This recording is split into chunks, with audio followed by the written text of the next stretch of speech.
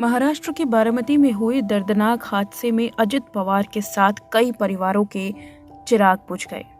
कई परिवार गमगीन हैं। इसमें से एक नाम है फ्लाइट अटेंडेंट पिंकी माली का, जिनकी जान चली गई है।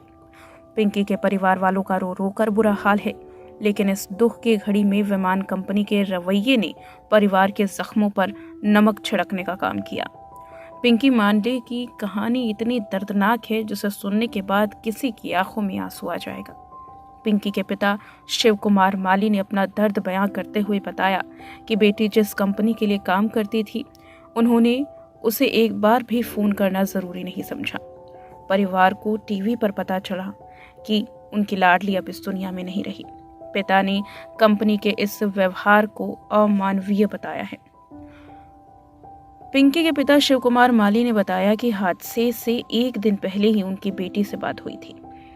पिंकी ने बताया कि वो अजित दादा के साथ फ्लाइट में बारामती जा रही थी। वहां से उसे नांदेड़ जाना था। उसने पिता से कहा था कि होटल पहुंचकर कॉल करेगी। पिता उस कॉल का इंतजार करते रहे, लेकिन अब ना तो वो घंटी बजी है और ना ही कभी बजेगी। अचानक टीवी पर खबर चली कि पिता के पैरों के नीचे से जमीन खिसक गई। जिस कंपनी MGR वेंचर्स के लिए बेटी ने अपनी जान गंवा दी, परिवार को उस कंपनी ने सूचना देना तक जरूरी नहीं समझा। शिव कुमार मालिक गुस्सा कंपनी की लापरवाही पर निकाल रहे हैं। उन्होंने बताया कि वो अपने दोस्तों की मदद से बारामती पहुंचे। वहां ना तो कंपनी का कोई अधिकारी मौजूद था और ना ही कोई प्रतिनिधि। शव को वापस लाने के लिए एम्बुलेंस का इंतजाम भी खुद करना पड़ा। मुंबई से बारामती की दूरी 250 किलोमीटर से भी ज्यादा की है। परिवार अपने खर्च से वहां पहुंचा। पिता ने कहा कि अगर मेरी जगह कोई गरीब आदमी होता तो वो क्या करता। कंपनी ने ना तो संतावना दी और ना ही कोई मदद पेश की है। ये अपने आप में ही एक बड़ा सवाल कंपनी की लापरवाही पर भी खड़ा हो रहा है। पिंकी के पिता ने हादसे की वजह पर भी सवाल उठाए हैं। उन्होंने कहा है कि ये एक हाई स्पीड फ्लाइट थी। लैंडिंग के वक्त एक्सीडेंट क्यों हुआ, इसके पीछे गहराई से जांच होनी चाहिए।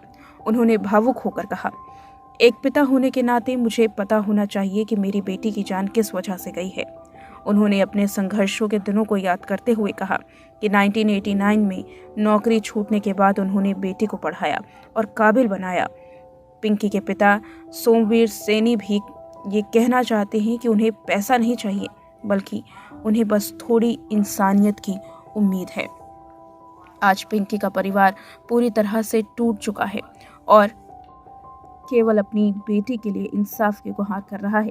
साथ ही उस कंपनी पर भी कार्रवाई की मांग कर रहा है जिस कंपनी ने बेटी की जान जाने के बाद लापरवाही दिखाई। पिंकी का पूरा परिवार गमगीन है। जहां एक और अजित पवार के चर्चे तो हर जगह हो रहे हैं, तो वहीं पिंकी कहीं गुम हो चुकी है।